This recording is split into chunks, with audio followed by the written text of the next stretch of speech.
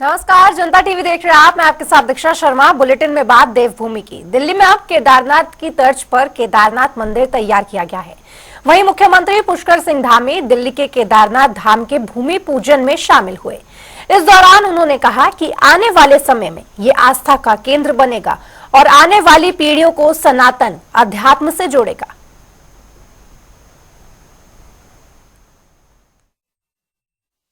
पवित्र भूमि पर उत्तराखंड और सनातन संस्कृति के मूल परिचायक दयानी धाम बाबा केदारनाथ जी का यह धाम निश्चित रूप से आने वाले समय में हमारी संस्कृति और शाश्वत आस्था का आधुनिक प्रतीक बनेगा। इस मंदिर को बनाने में न केवल शिव भक्तों की आस्था को बल मिलेगा, बल्कि सनातन संस्कृति का भी प्रचार और प्रसार होगा। यह मंदिर श्रद्धा को जीवन से, मानव को महादेव से, समाज को अध्यात्म से और वर्तमान पीढ़ी को प्राचीन संस्कृति से जोड़ने के एक केंद्र के रूप में व्यापक रूप से आने वाले समय में अपना योगदान यहां से होगा। भाइयों बहनों, आदरणीय प्रधानमंत्री जी के नेतृत्व में आज संपूर्ण विश्व में भारत की सनातन संस्कृति की ध्वजा फहर रही है। तो वहीं उत्तराखंड में केदारनाथ विधायक शैला रानी रावत का निधन हो गया है। दरअसल शैला रानी रावत लंबे समय से अस्वस्थ चल रही थी, जिसके बाद उनका निधन हो गया। उनका पार्थिव शरीर बीजेपी कार्यालय में लाया गया, जहां मुख्यमंत्री पुष्कर सिंह धामी सहित तमाम बीजेपी नेताओं ने उन्हें श्रद्धांजलि दी। वहीं उनके निधन को लेकर मुख्यमंत्री पुष्कर सिंह धामी ने दुख भी जताया।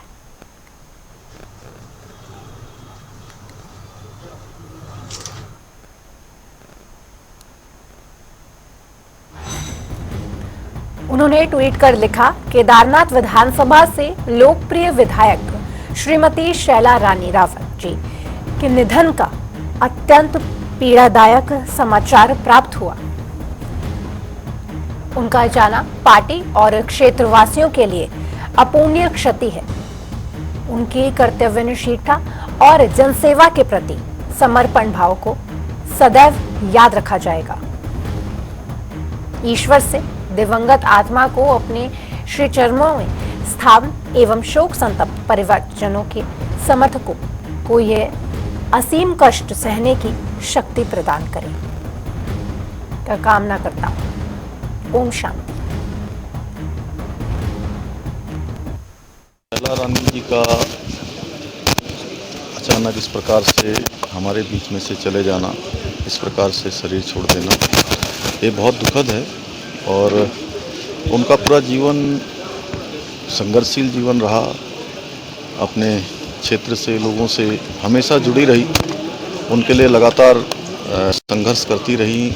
और मुझे भी जब भी मिलती थी तो उनके मन मस्तिष्क में एक ही बात रहती थी कि मेरे क्षेत्र का विकास होना है, क्षेत्र को आगे बढ़ाना है। हर बार छोटी छोटी बातों से अवगत कराने का काम करती थी, उनके हल के लिए प्रयास करती थी। उनका इस प्रकार से चले जाना हम सब लोगों के लिए, क्षेत्रवासियों के लिए, सबके लिए बहुत ही अपूर्णीय क्षति है और निश्चित रूप से इसकी भरपाई होना असंभव है, मुश्किल है। तो वहीं उत्तरकाशी में आगामी कांवड़ यात्रा को लेकर पुलिस अधीक्षक ने पुलिस अधिकारियों के साथ बैठक की। इस दौरान अधिकारियों को कांवड़ यात्रा के सुचारू रूप से संचालन के लिए आवश्यक दिशा निर्देश जारी किए गए हैं।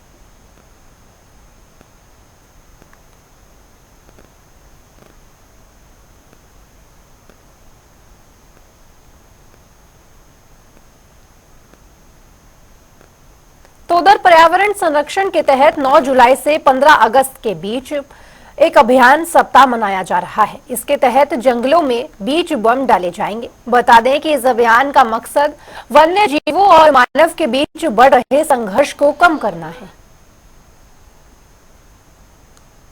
बड़ी ज़रूरत है पर्यावरण को सुरक्षित रखना, और हम तो एज शिक्षक अपने बच्चों को ये शिक्षा ही देते आ रहे हैं। और बीज बम अभियान जो है ये हमारे बच्चों के लिए एक सार्थक अभियान आगे जो है वो रह जाने वाला है।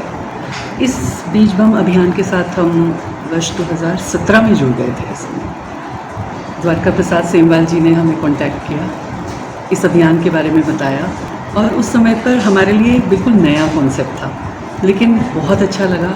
मिट्टी छानी गई, उसको बाकायदा खाद भी दी गई और हमें बीज प्रोवाइड कराए गए और उसके साथ ही हमने बीज के बम बनाना शुरू किया। एक नई सी शुरुआत बच्चों के लिए भी थी।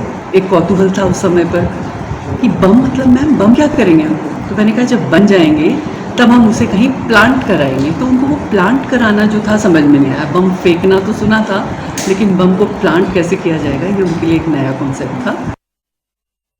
2017 में एक गांव एक जगह से शुरू हुआ था और आज 2024 तक हम 18 राज्यों में पहुंच चुके हैं हम लोग। एक दूसरा, इसकी एक्सेप्टेंस ये है कि एक संगठन ने शुरू किया था, आज पूरे देश का ही कार्यक्रम बन गया।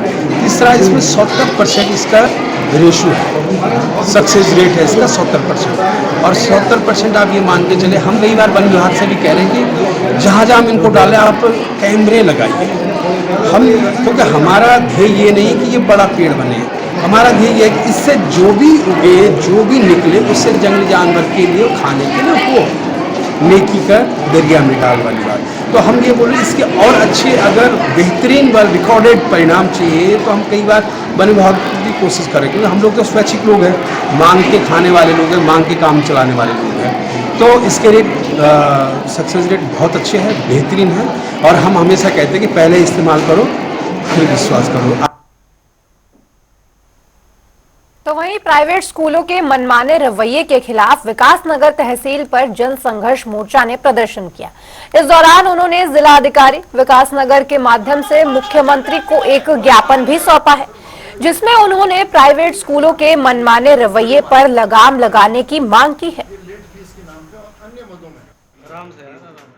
ऐसे नामी विद्यालय हैं, प्राइवेट स्कूल्स हैं, जिन्होंने अभिभावकों को लूटने का ठेका ले रखा है। और अगर हम बात करें लेट फीस के नाम पर, कई विद्यालय लेट फीस तो ले रहे हैं, लेकिन कई डीपीएससी जैसे स्कूल्स हैं जो पूरे प्रदेश भर में 50 रुपये प्रतिदिन के हिसाब से वो पेनल्टी ले रहे हैं। और अगर एक महीना जंप हो जाता है उसमें 5,000 रुपये एडिशनल जजिया कर लगाते हैं, प्लस वो जो 50 रुपये प्रतिदिन के हिसाब से जिस दिन तक फीस जमा नहीं होती है। इस तरह बताइए कैसे अभिभावकों का शोषण करने का मैं समझता हूँ बहुत बड़ा दुर्भाग्यपूर्ण है। और मामला यह है कि कई महीने की 3 महीने की फीस जो नामी गिरामी विद्यालय हैं वो ले लेते हैं, लेकिन उसका कोई ब्याज या कोई पारितोषिक अभिभावक को नहीं देते। 2-4 दिन जहाँ लेट हुई ये उसमें कमाई का अपना साधन ढूंढने लग जाते हैं। हमारा कहना है कि कई बार ऐसे अगर मानवता की दृष्टि से देखें तो कई बार ऐसा होता है भाई कोई दुर्घटना है, परिवार के साथ बीमारी है, आकस्मिक खर्चे ऐसे आ जाते हैं, ब्याह शादी, रोजगार में मंदा, इसकी वजह से 2-4 दिन अगर कोई अभिभावक लेट हो रहा है तो ये बहुत बड़ा शोषण है। तो उधर खटीमा में बीजेपी कार्यकर्ताओं के एक शिष्टमंडल ने उप जिला अधिकारी रविंद्र सिंह बिष्ट से मुलाकात की। इस दौरान उन्होंने खटीमा तथा नानकमता आपदा प्रभावित क्षेत्र से अतिवृष्टि से हुए नुकसान का सर्वश्रेष्ठ कराने के साथ ही नुकसान पीड़ितों को उचित मुआवजा देने की भी बात कही। वहीं इस पर जानकारी देते हुए उप जिलाधिकारी रविंद्र सिंह बिष्ट ने बताया कि अतिवृष्टि से हुए नुकसान की रिपोर्ट जल्द ही सर्वेक्षण के बाद शासन को सौंपी जाएगी।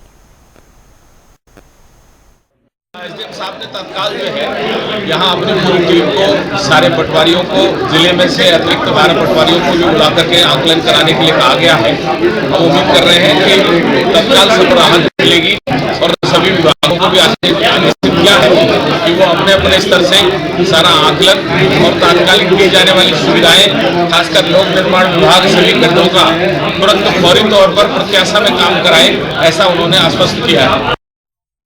3-4 दिन से यहाँ पर काफ़ी अतिवृष्टि थी, जिससे काफ़ी यहाँ पर नुकसान हुआ, जलभराव की स्थिति पैदा हो गई थी। माननीय मुख्यमंत्री जी का कल यहाँ दौरा था, कमिश्नर साहब भी आए तो जिलाधिकारी महोदय भी यहाँ पर थे, सारे लोग बड़े बड़े अधिकारी यहाँ पर मौजूद थे। आज ये लोग डिमांड कर रहे हैं कि यहाँ पर एक सर्वे किया जाए। जिलाधिकारी महोदय के निर्देश है कि यहाँ पर कॉम्प्रिहेंसिव सर्वे हमारे राजस्व निरीक्षक के माध्यम से करेंगे और जहाँ पर जिसको पैतृक सहायता प्रदान की उसको तत्काल पैतृक सहायता प्रदान करेंगे।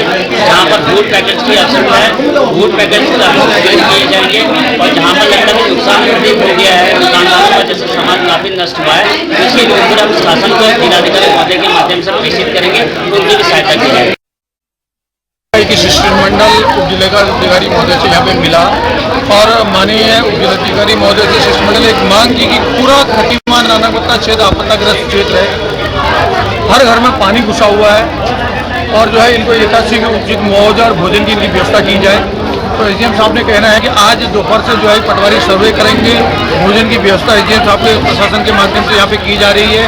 हर घर में कि जो कोई गरीब हो अमीर हो जिसको भी नुकसान हुआ है उसको जो है कि सरकार की ओर से उचित मुआवजा दिया जाएगा। इस मांग को लेकर आज वो मेरे पास आया। तो वहीं खटीमा में लगातार बारिश के चलते बाढ़ की स्थिति बन गई है। मुख्यमंत्री धामी ने बाढ़ की स्थिति से प्रभावित क्षेत्रों का दौरा किया। इस दौरान उन्होंने बाढ़ पीड़ितों का हाल जाना। दरअसल मुख्यमंत्री धामी ने बनघंडी महादेव मंदिर पहुंचकर राहत शिविर का निरीक्षण किया, जहां उन्होंने अधिकारियों को बाढ़ पीड़ितों को मुआवजा देने संबंधित दिशा निर्देश भी जारी किए हैं। नुकसान इस अतिवृष्टि से हुआ है, कभी बरसात के कारण से बहुत जनहानि भी यहाँ हुई है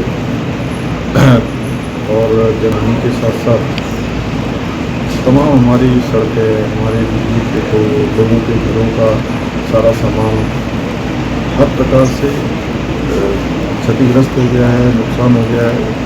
हमारी पहली प्राथमिकता है कि लोगों को, जो लोग आपदा पीड़ित हैं, उन सबको राहत मिले, उनकी मदद हो, जनजीवन पटरी पर आए, जनजीवन सामान्य हो, तो राहत देने में तत्काल दी जाए। सभी वालों को कहा है कि एक दूसरे से कोऑर्डिनेशन बनाते हुए, आपस में संपर्क बनाते हुए ठीक प्रकार का समन्वय स्थापित करके लोगों की सहायता की प्राथमिकता से काम करें।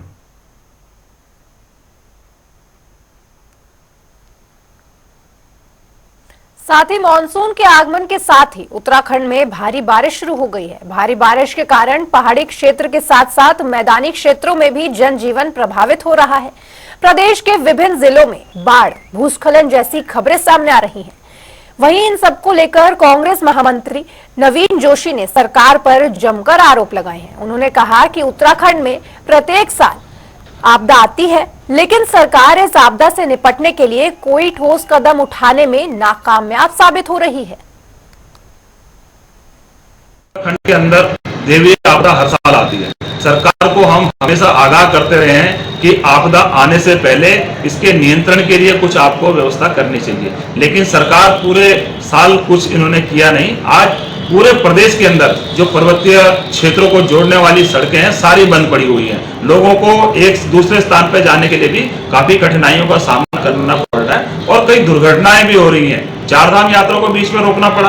अगर सरकार मुस्तैद होती, सरकार पहले ही इसका ब्रॉडकास्ट करके और इसके जो नियम है, जो इसके समय पे आपदा के लिए निपटने के लिए जो हम लोग काम करना चाहिए हम लोगों को, अगर वो करते तो निश्चित तौर पर आज इस प्रकार की जो घटना प्रदेश के अंदर हो रही है उसको हम रोक सकते। सरकार को आपदा से पहले इसके बारे में सोचना चाहिए, कोई निर्णय लेना चाहिए था, आपदा प्रबंधन की बैठक होनी चाहिए थी और उसमें इन्होंने ऐसा कुछ नहीं किया।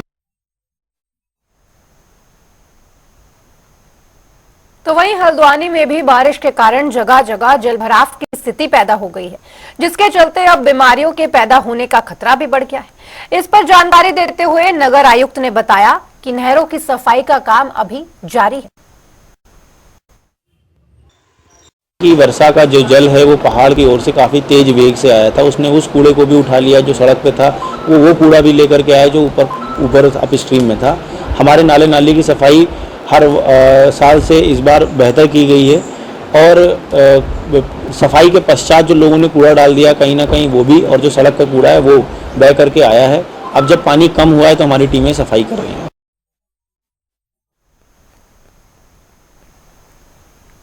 इतना ही नहीं, प्रदेश में बारिश के साथ साथ विभिन्न जगहों से लैंडस्लाइड की खबरें भी सामने आ रही हैं।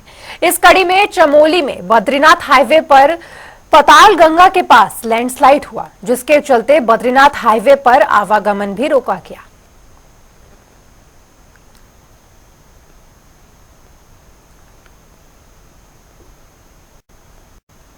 साथ ही बारिश के चलते गौला नदी में भारी मात्रा में पानी के साथ सिल्ट आ गया है, जिसके चलते हल्द्वानी में पेयजल की व्यवस्था चरमरा गई है। इस पर डीएम नैनीताल ने कहा कि फिल्टर प्लांट की सफाई का काम तेजी से कराया जा रहा है। फिलहाल टैंकरों के जरिए पीने के पानी की व्यवस्था लोगों तक पहुंचाई जा रही है। विभाग के जो फिल्टर प्लांट्स हैं वो काफ़ी पुराने हैं, उस पर दीर्घकालीन योजना के अंतर्गत विभाग उसके सुदृढ़ीकरण पर काम कर रहा है। उसका कार्य विभाग ने अपना टेंडरिंग वगैरह की प्रोसेस जो है वो पूर्ण कर ली है। जो पुराने फिल्टर प्लांट हैं उसमें हम विभाग को जैसे भी समस्या आती है सिल्ट की वजह से तात्कालिक सफाई करने के लिए एक क्विक जो रिस्पांस की टीम है वो बनाने के लिए निर्देशित हमने किया है विभाग को। जो भी समस्या आए सिल्ट की वजह से पेयजल आपूर्ति में, उसको रेस्टोरेशन का जो टाइम है वो कम से कम लगे, इस पर इस बार विभाग का फोकस रहेगा। ये 6 तारीख से हमें 6 से 9 तक के लिए गोला से जो बैराज से हमें रॉ वाटर की आपूर्ति होती है वो पूर्णतः बंद हो रखी थी कि उसमें अत्याधिक डिस्चार्ज था गोला रिवर का, तो सारे गेट्स खुले हुए थे, तो हमें 9 को ही पानी मिल पाया है। तो 9 की साय से और आज प्रातः से हमने पेयजल आपूर्ति शुरू करी है। अभी शिकायतें प्राप्त हो रही है कि कुछ अंतिम जो छोर में निवासित परिवार है वहाँ भी पानी पहुँच नहीं पा रहा है, क्योंकि बीच में लंबी अवधि तक पानी की आपूर्ति पूर्णतः बंद रही थी। तो हम प्रयत्न कर रहे हैं कि अगर कहीं लाइनों में एयर आई है या कोई और समस्या आई है तो उसको भी सही करते हुए आज ही साय तक समस्याओं का समाधान करें। और जिन क्षेत्रों में ज़्यादा समस्या आ रही है वहाँ टैंकर से भी हम लोग पेयजल उपलब्ध करा रहे हैं। तो वहीं उत्तराखंड में भारी बारिश से हालात बिगड़ गए हैं। नदियों का जलस्तर बढ़ने से घरों में पानी घुस गया है, सड़कें तालाब बन गई हैं, पहाड़ दरक रहे हैं, भर भराकर नीचे गिर रहे हैं। उत्तराखंड में बारिश आफत बनकर आई है। यहाँ के कई इलाकों में लैंडस्लाइड होने से मुसीबत खड़ी हो रही है। देखिए खास रिपोर्ट।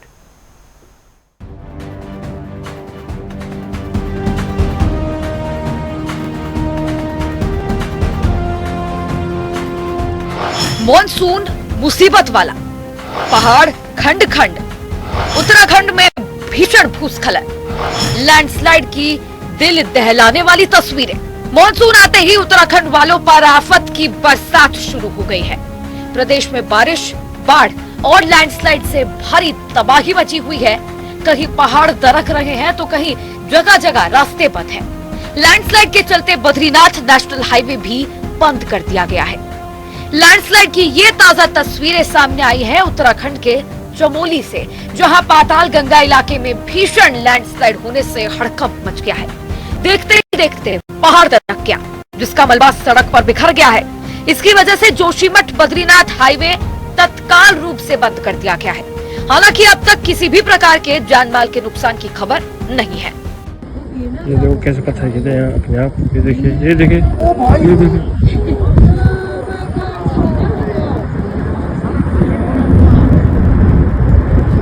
देखिए कितना भयानक मंजर ये देखिए।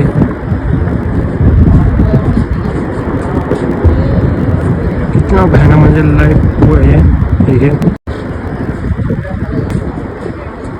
ये खौफनाक वीडियो जोशीमठ की है। इससे पहले मंगलवार 9 जुलाई को जोशीमठ में बद्रीनाथ नेशनल हाईवे पर भयानक लैंडस्लाइड हुआ था।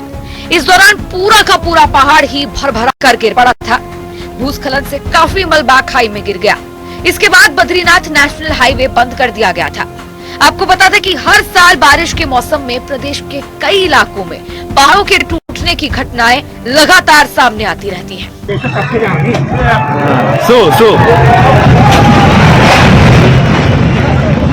अरे भगदड़ मत करो।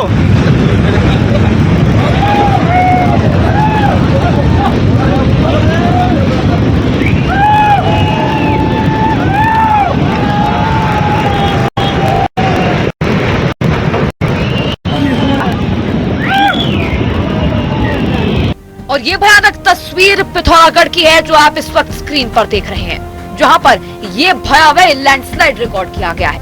गनीमत ये रही कि इस दौरान कोई क्षतिग्रस्त नहीं हुआ। पहाड़ के खिसकने का ये वीडियो वहां मौजूद लोगों ने रिकॉर्ड किया, जो कि अब सोशल मीडिया पर भी जमकर वायरल हो रहा है। वीडियो में देखा जा सकता है कि चट्टान टूटकर और भरभराकर नीचे की ओर गिर गई है। पहाड़ खिसकने की इस घटना के बाद टनकपुर तवाघाट राष्ट्रीय राजमार्ग पूरी तरह से बंद हो गया था। वालों को बाहर बुला दो यार।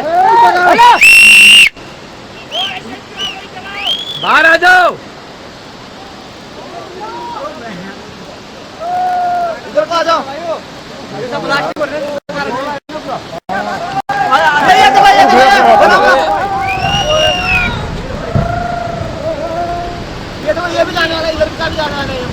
वाला ये बैंड ये जो चीरा पड़ गया चीरा पड़ गया ये चीरा पड़ गया गाड़ी आगे चलते हैं यार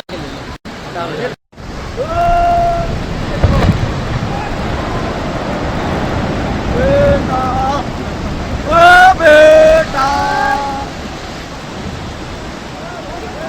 वो देखो संदीप इतना बड़ा पहाड़ आता है देखो ये अब एक मशीन से वीडियो बना दी, वीडियो बन गई वीडियो। उत्तराखंड के चमोली जिले में भारी बारिश के कारण चिनका के पास भी भूस्खलन हो गया। भूस्खलन के बाद बद्रीनाथ राष्ट्रीय राजमार्ग बाधित हो गया और यातायात प्रभावित है। चिनका के पास भीषण बारिश के कारण हुए भूस्खलन का ये वीडियो स्क्रीन पर आप देख रहे हैं। चिनका के पास भूस्खलन के बाद सड़क पर मलबे का ढेर जमा हो गया था। राष्ट्रीय राजमार्ग बाधित होने से बद्रीनाथ और हेमकुंड आने वाले यात्री सड़क पर ही फंसे रह गए।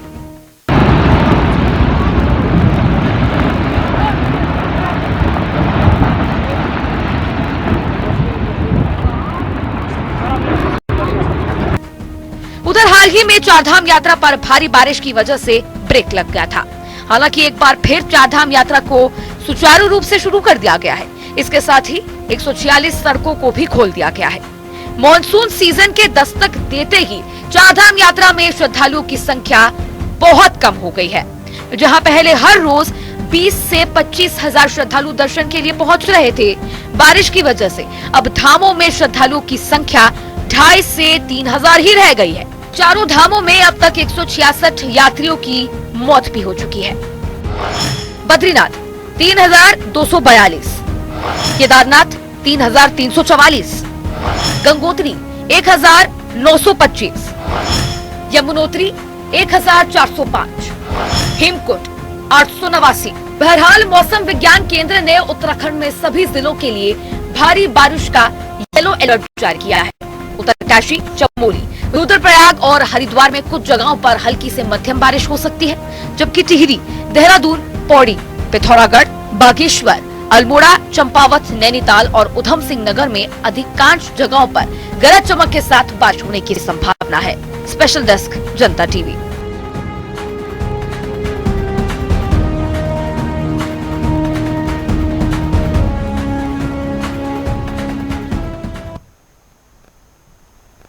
फिलहाल वक्त एक ब्रेक का, लेकिन ब्रेक के उस पार भी खबरों का सिलसिला जनता टीवी पर लगातार जारी है। नमस्कार।